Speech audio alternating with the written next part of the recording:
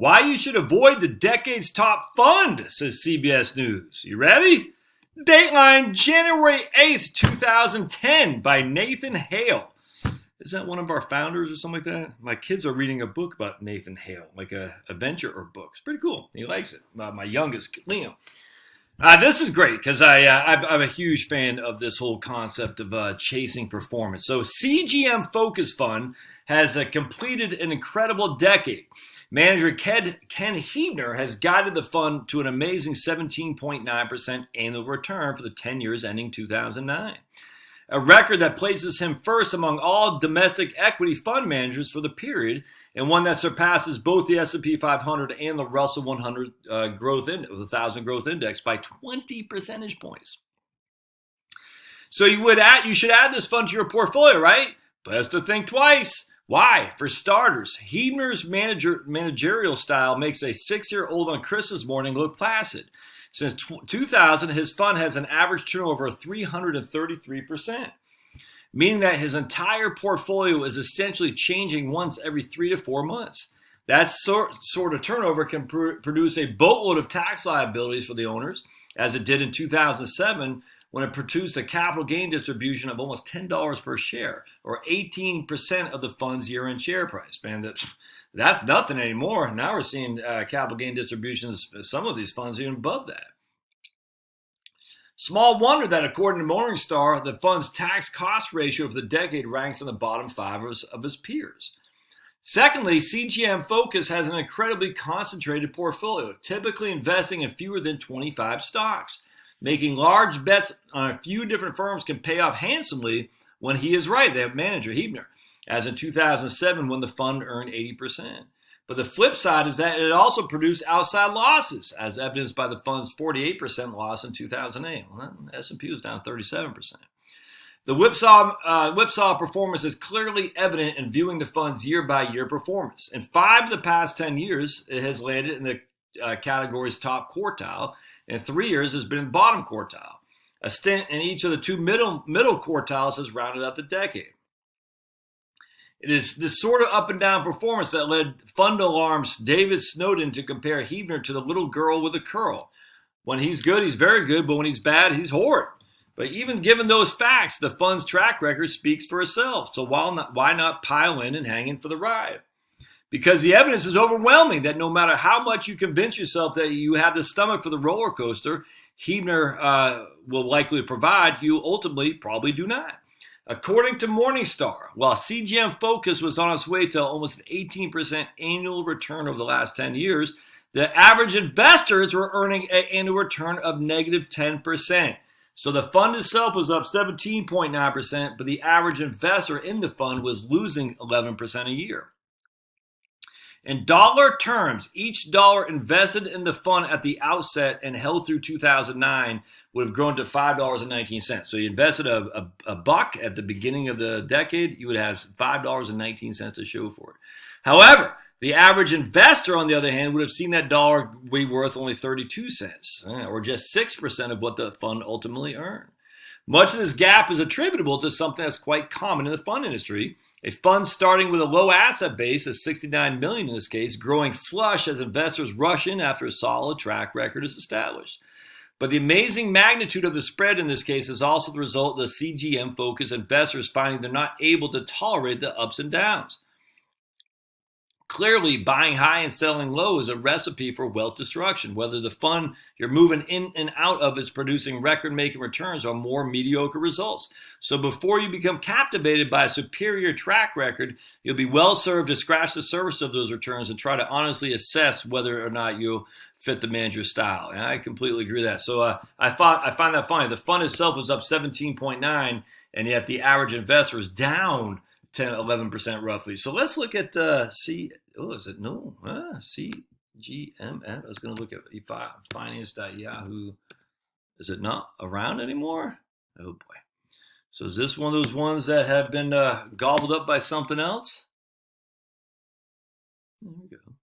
All right, so let's take a look. What did it do this last decade? Shall we see? All right, so let's go to performance. And we're just going to look at the 100% turnover rate now. So the last 10 years has averaged 1.61%. Man, look at that. That's crazy. Look at that. Yeah. So look, if you 2010 is up 16.9, then down 26, and up, then up, then I mean, last 2 years got hammered.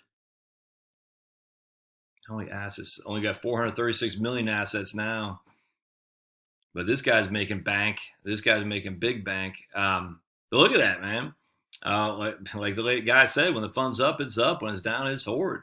So it's down 13%. I mean, that's a 30. I don't even know what that is. 43% difference from this category. Down 18% difference is up 4%. I mean, look at those returns. It's just crazy. So anyway, the point about this is right now no one's buying it, which is probably the time to buy it because it only did 1 point. What do you say? 5-year return 2.97 over 10 years 1.61. That's crazy. Look at that. It has a negative yield of 0.87%. 400% turnover is a huge tax consequence. Is Heidner still running this? Let's go to manager. What's performance? Let's see does it have the manager on here? Profile right there. Okay. Yeah, Heidner. I think he runs a CGM Realty Fund too, if I'm not mistaken. That's it. So if you want to buy a fund that's down on its back, there you go, man. The CGM Focus Fund. I think he runs a CGM Realty. Yeah, Realty Fund too. Let's take a look at this guy, shall we? Yeah, another 1-star rating. Not a huge expense ratio on the other one, but let's take a look at this. All right, let's go to performance. 10 years average 7.9, whereas benchmark is 12.03. Down 20% in 2018. Just up and down, man. Up and down for sure. What's the yield on this guy? 2.46.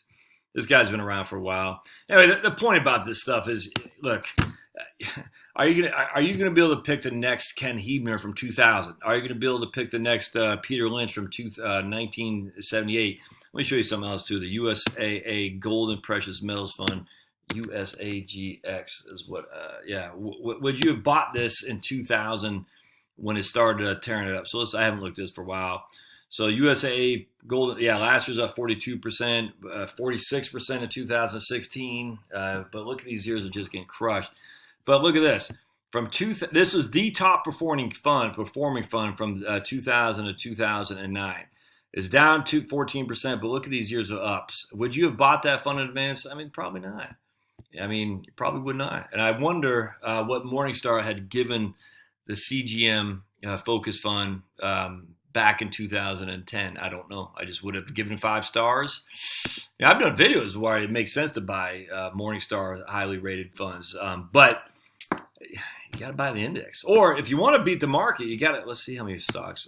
Not this one. Let's go back. If you want to beat the market, you got to have a concentrated portfolio. There's literally, I'll do another video on that, but there's no two ways around that. How many holdings does this Realty Fund have? Does it say holdings anymore?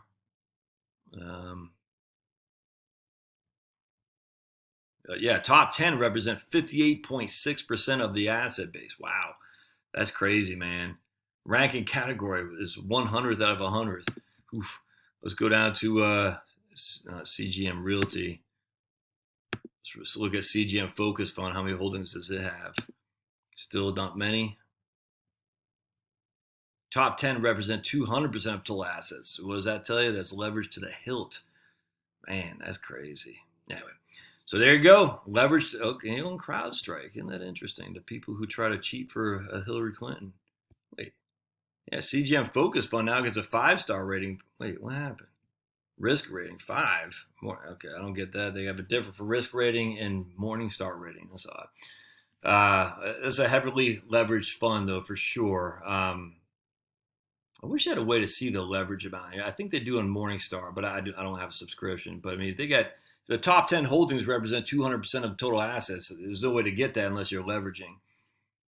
But I don't know how you can see that. Yeah. So be careful when you're buying the top performing funds. Are you buying it when it's about to tank, or are you buying it because it's a quality fund? But again, if you want to outperform, you have to have a concentrated portfolio. More to come on that. I think it's actually pretty important to understand how that works. You can't be a closet indexer, and he, even to his credit, is not. He's far as from it. So sometimes you're going to make a hell of a lot of money. Other times you're going to get swamped. All right, we'll see you.